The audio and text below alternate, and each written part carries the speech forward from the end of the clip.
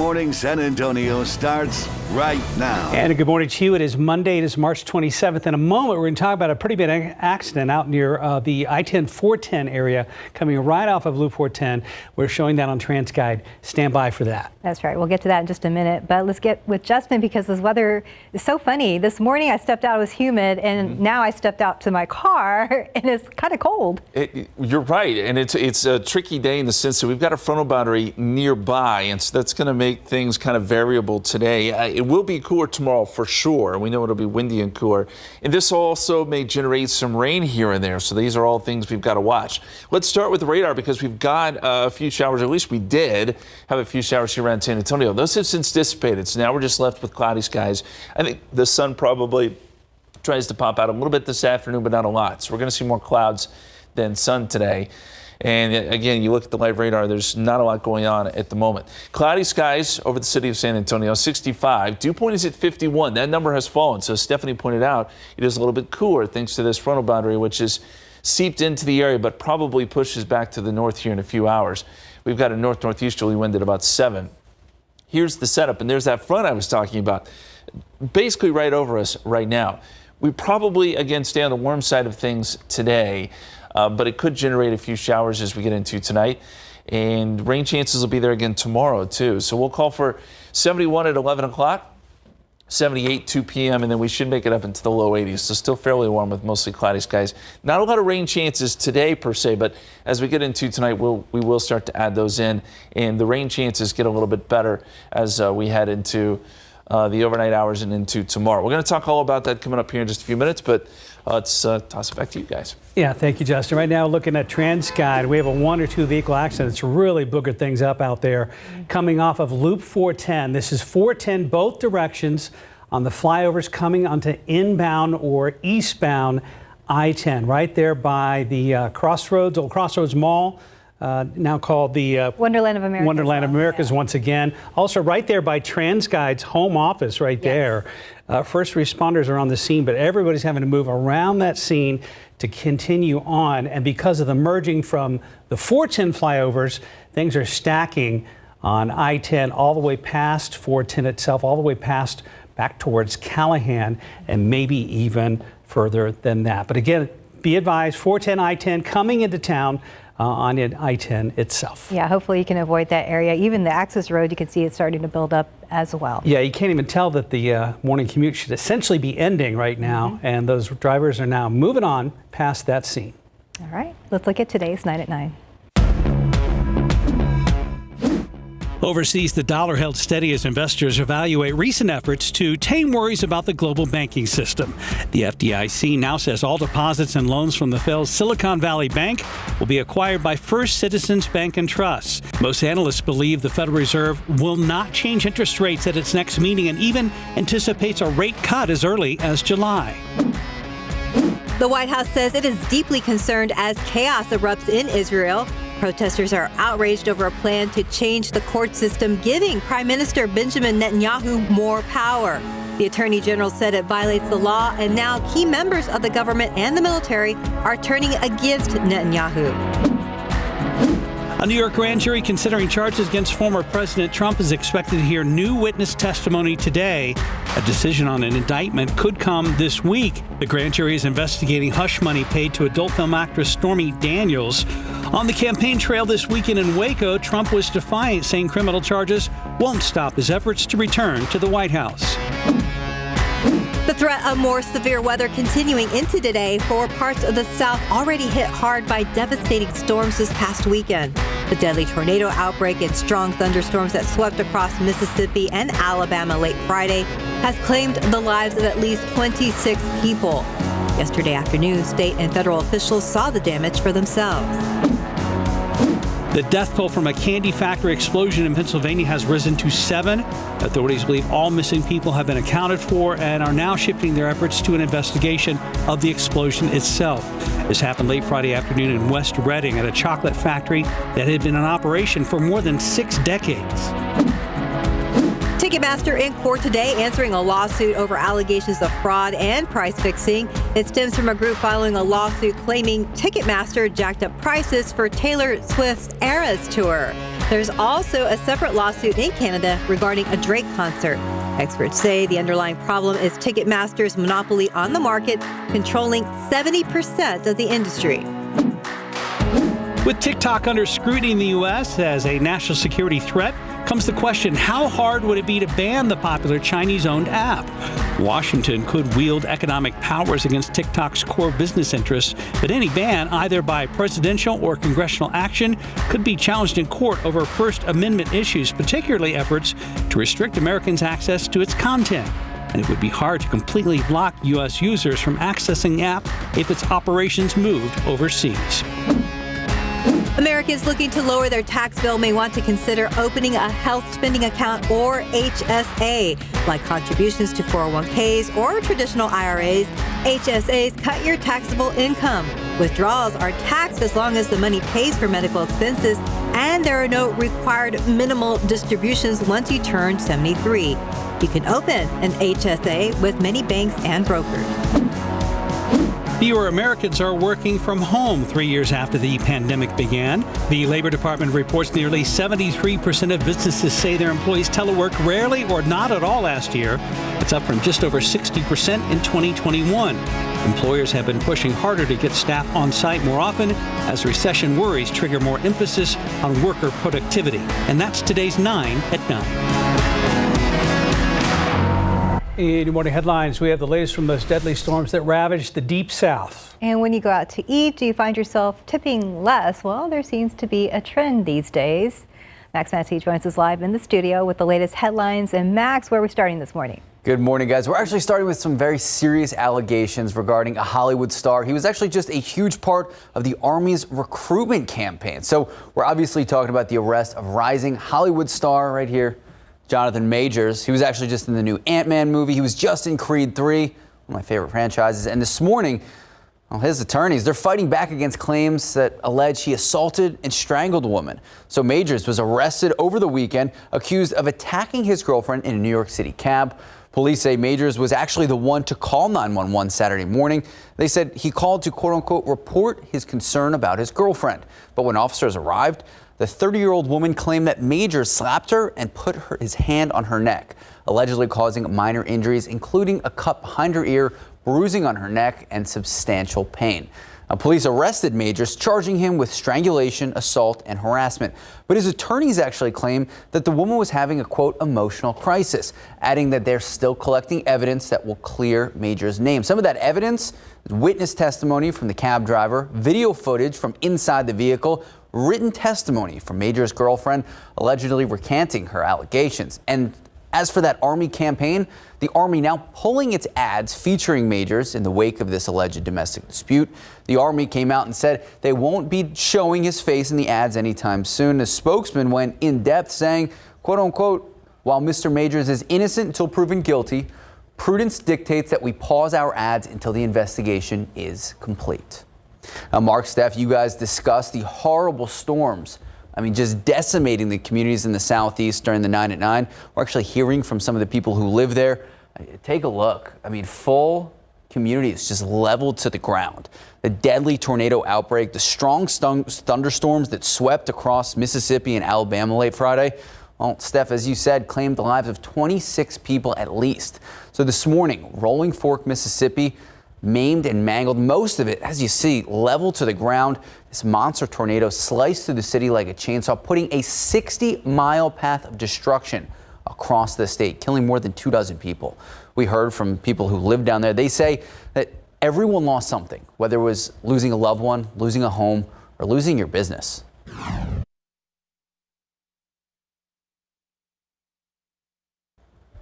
And this morning, relief is on the way.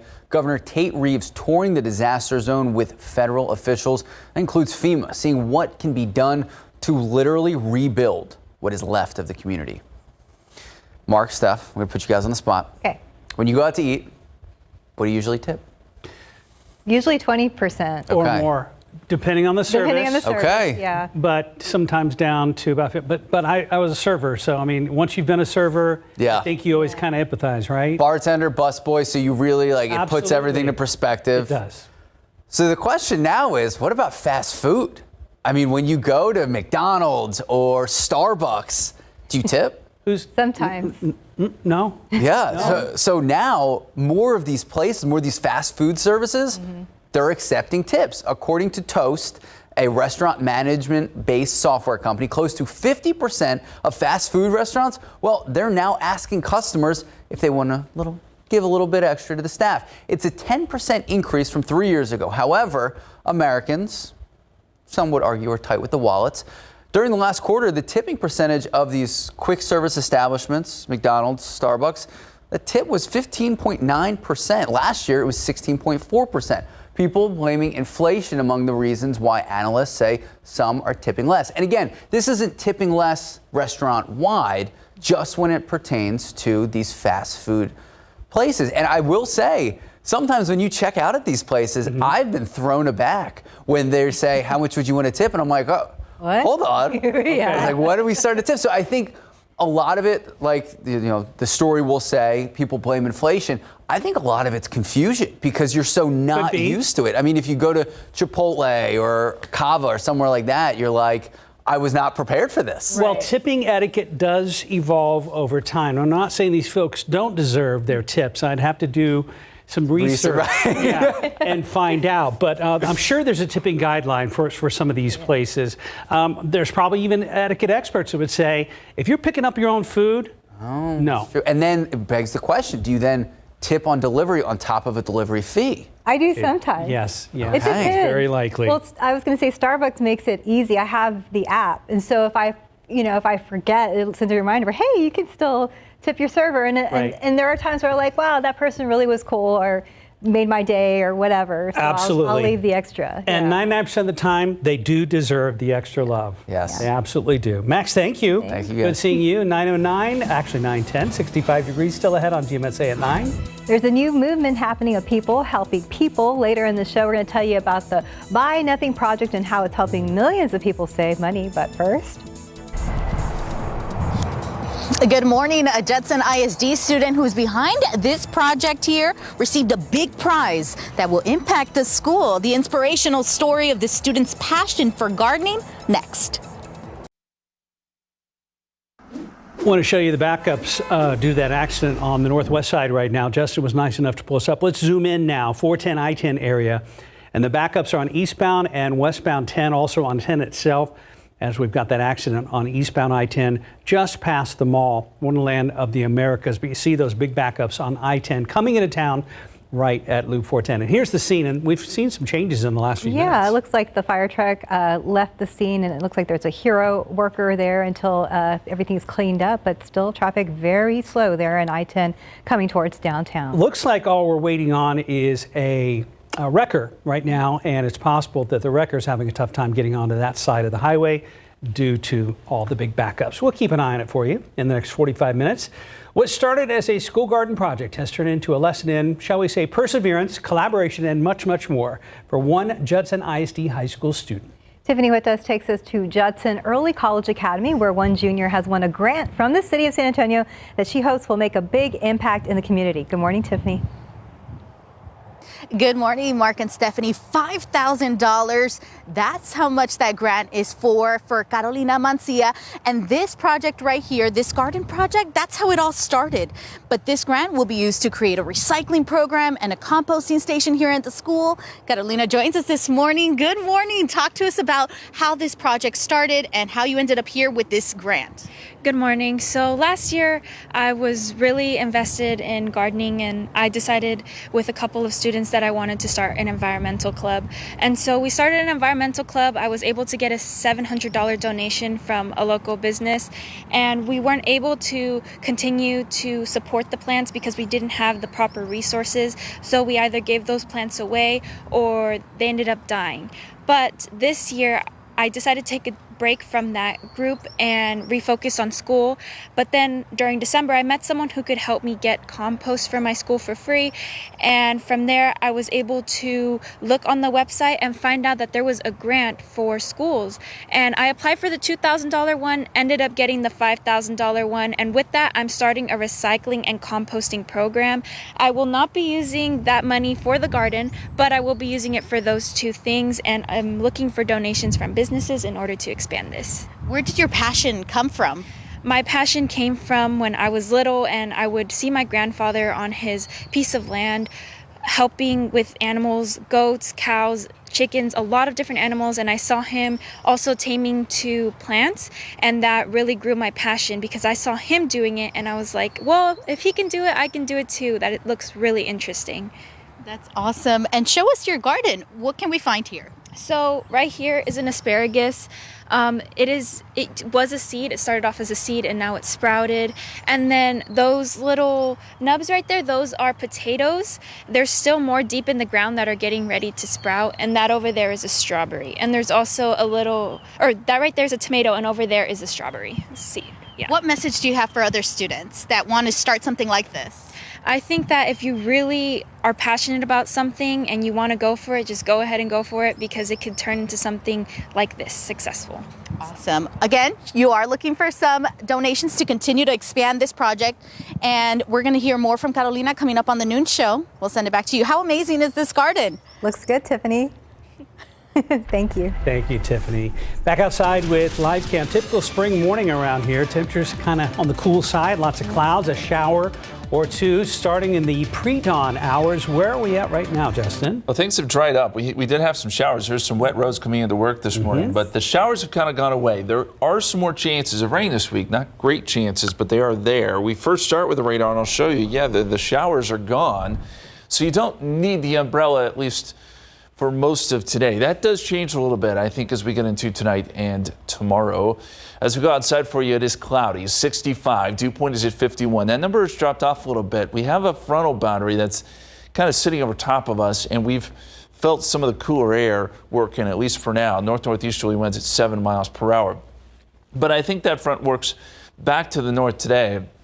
As it does, temperatures will warm up. 77 at 1 o'clock. We should be up around 80 or so by 5 o'clock. So it's still going to be a warm day. Mostly cloudy. And then we start to add in some of those rain chances late.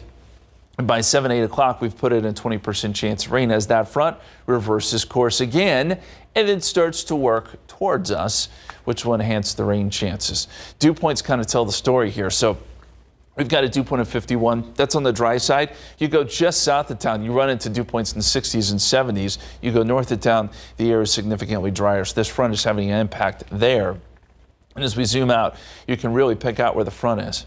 Right there. Separates the dry air from the moist, humid air and warm air just to our south. Not a lot of rain along the boundary, at least here in Texas. As you go east, you will find some storms, and unfortunately, there are going to be more storms across places like Mississippi, which do not need any more severe storms. And then there's already a severe thunderstorm, or tornado watch box, I should say, across parts of Georgia there, just south of Atlanta. So there's still going to be some active weather across the southeast today.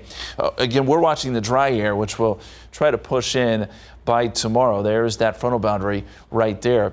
And as we fast forward in time here, with that frontal boundary around today, this area in pink, that's where there is a risk for some strong to severe storms, including here locally, but it's mainly just our eastern counties. And I think the threat is overall pretty low, but we'll watch for a few storms tonight along this front in places like Howitzville and LaGrange.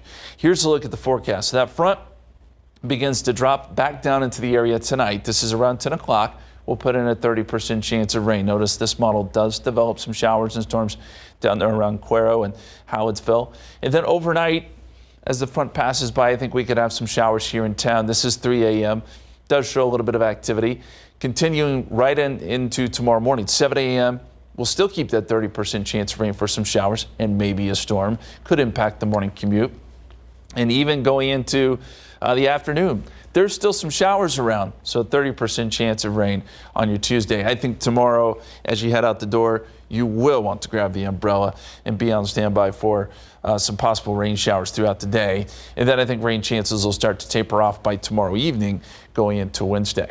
The other thing we have to talk about are the gusty winds. Once that front comes through tomorrow, we're going to get some very, very strong winds, gusts maybe 30 to 40 miles per hour. So that's just another side of things we've got to watch tomorrow. Rain chances, as I mentioned, aren't great, but they are there most of the week. Our best opportunity comes tomorrow, but even Wednesday, Thursday, and Friday, we'll have a shot at a few isolated showers and storms. So here it is laid out in the 7-day forecast. 81 today.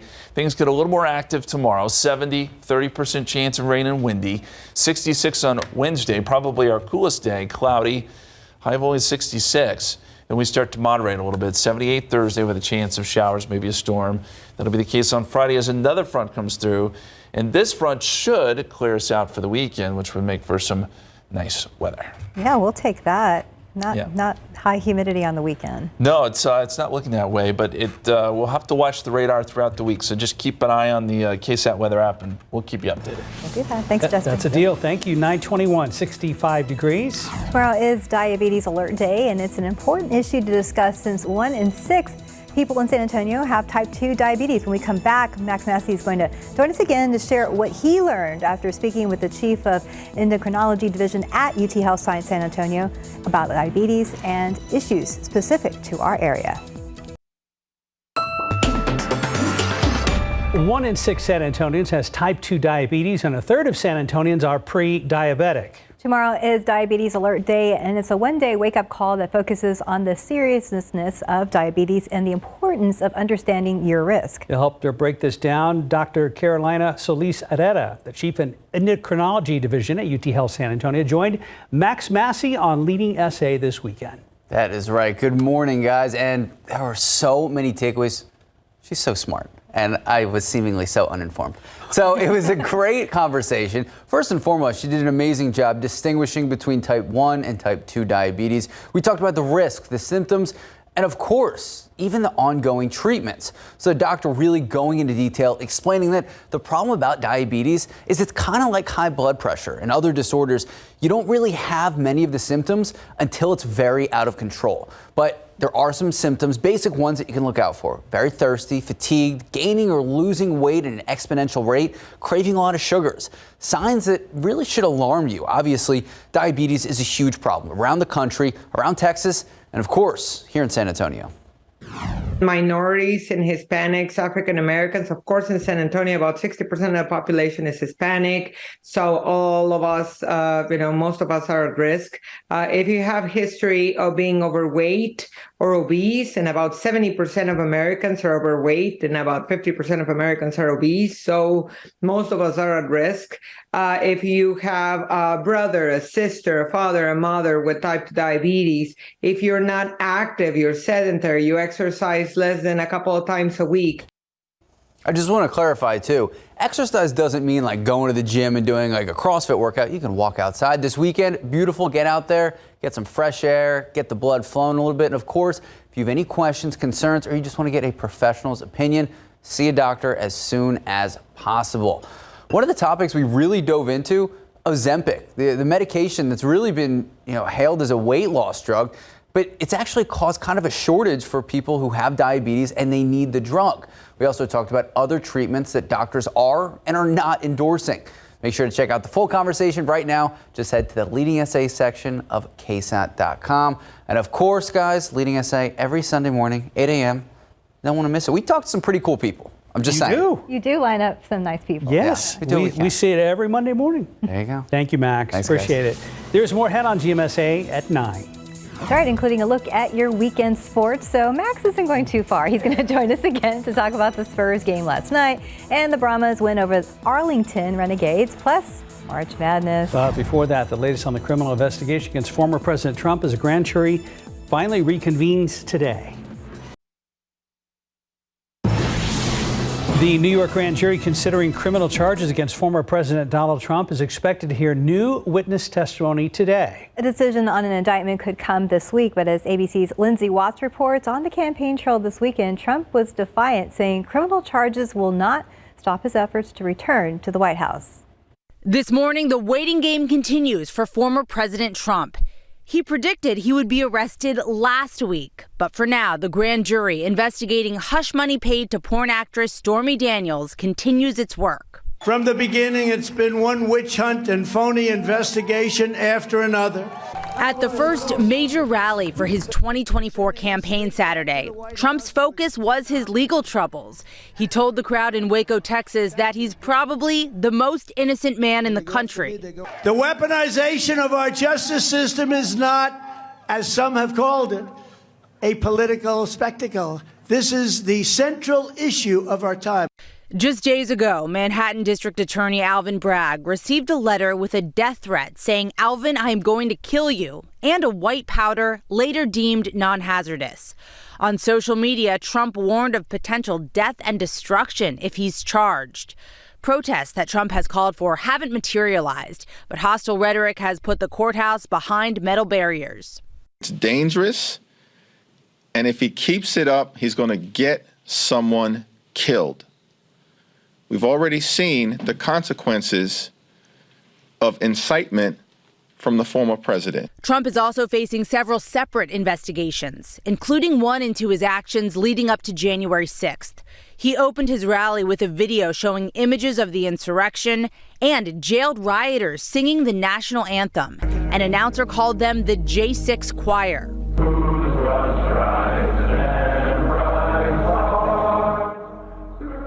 This morning, dozens of former federal prosecutors are condemning Trump's attacks on DA Alvin Bragg. They released a statement calling on people to support and protect prosecutorial independence and the rule of law.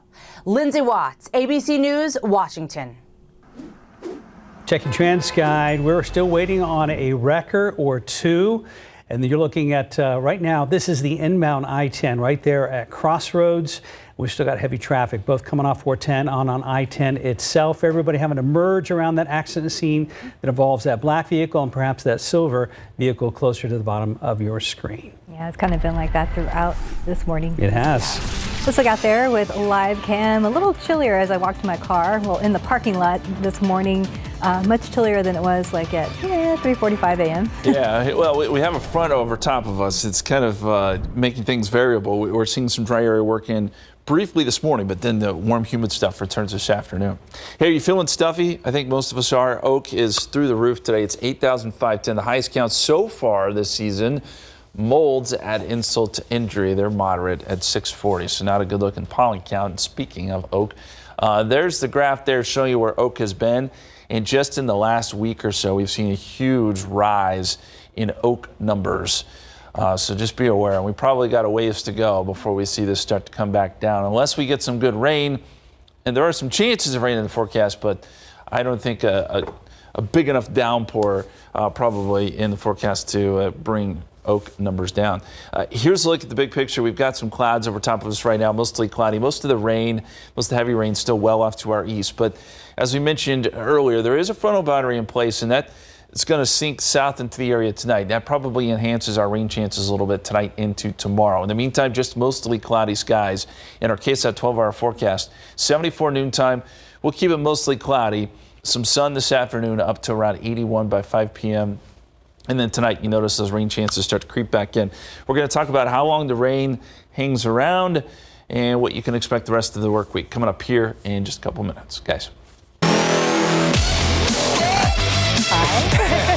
Well, the Spurs wrapped up their 4-game road trip in Boston last night, and it was a painful one. One of the worst in the pop area. Max is back to talk about the Spurs game. We'll look at the Final Four bracket, which is now set, plus a win for our San Antonio Brahmas. We're going to talk about all that in a second. I know producer Alex, who's already upset because I'm taking too much time explaining this. We only have 3 minutes to do this. But I want to start with Rooney, Stephanie's daughter, because talking about the Spurs, talking about losing, let's talk about winning.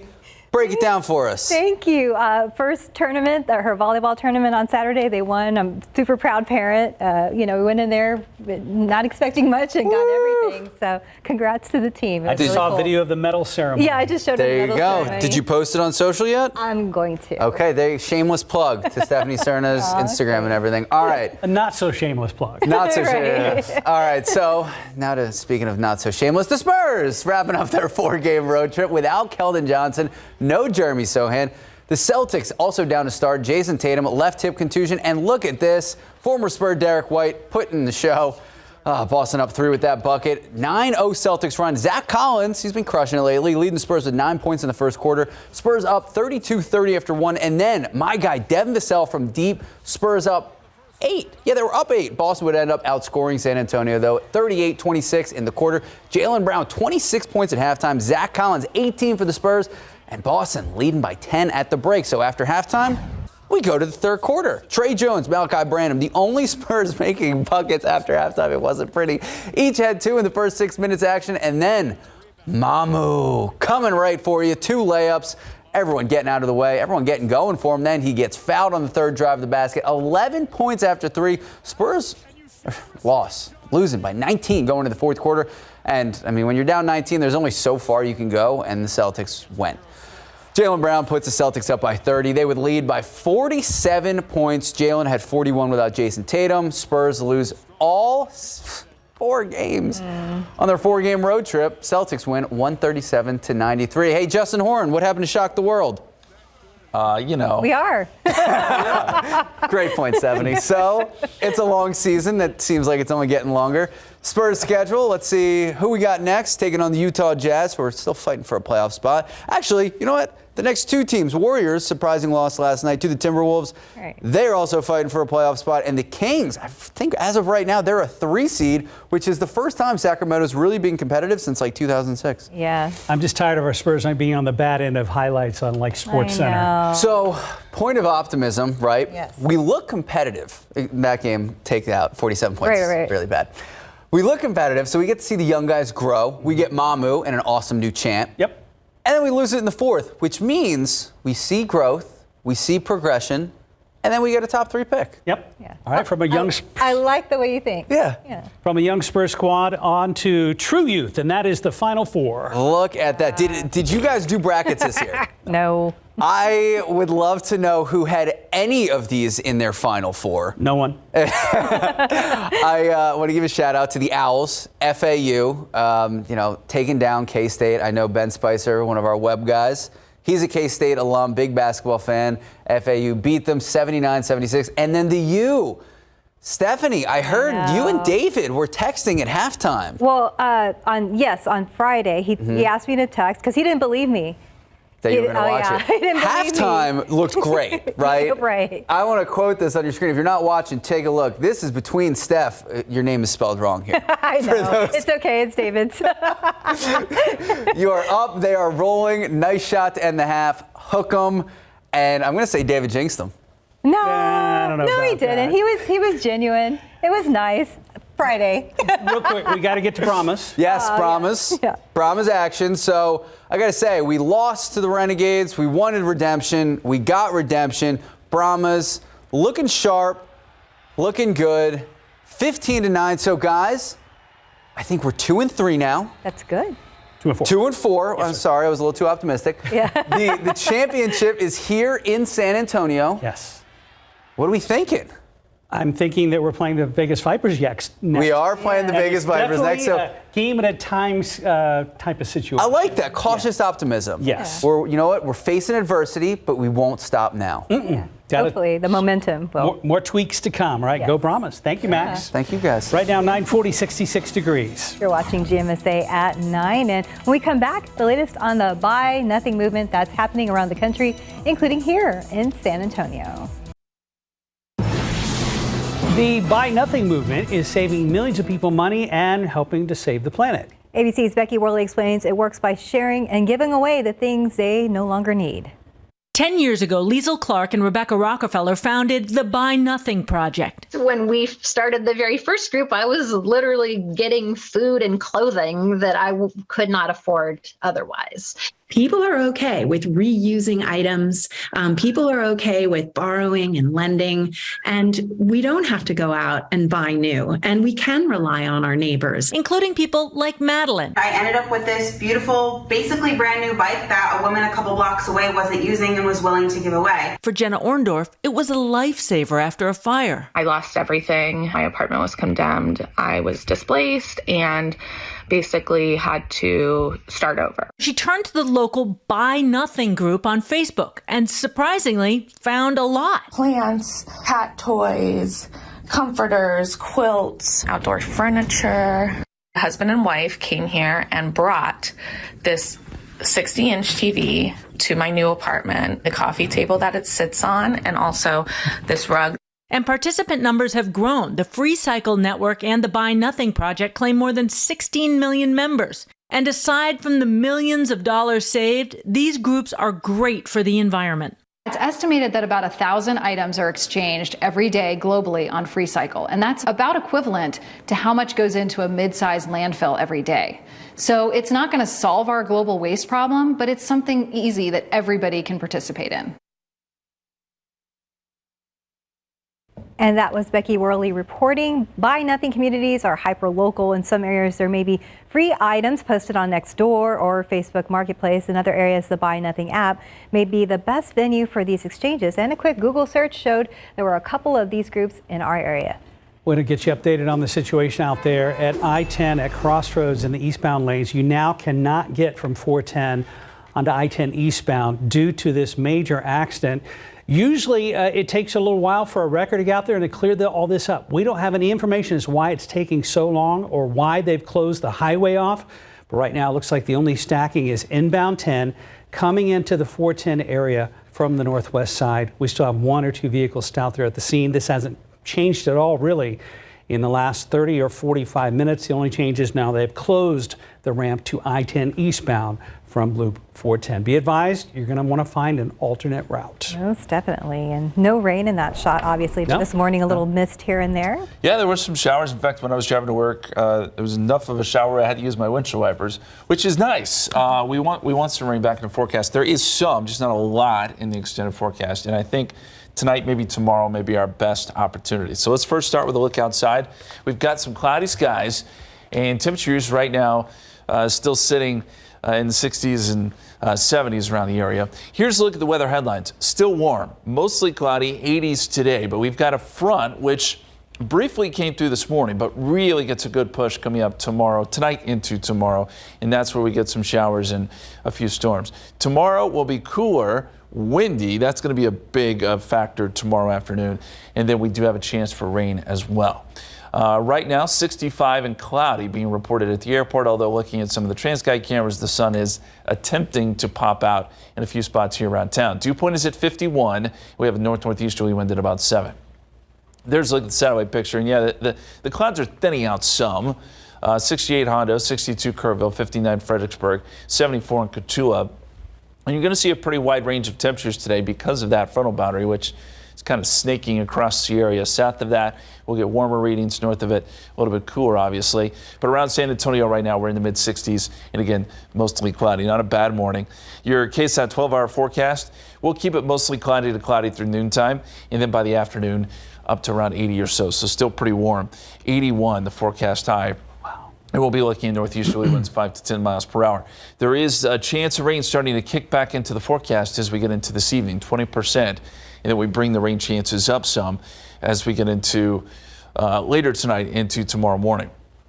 Here's a look at dew points. And this is another factor with this front. You go north, very dry air. South, it's very muggy. San Antonio is kind of right on the dividing line. But this really helps us figure out exactly where that front is.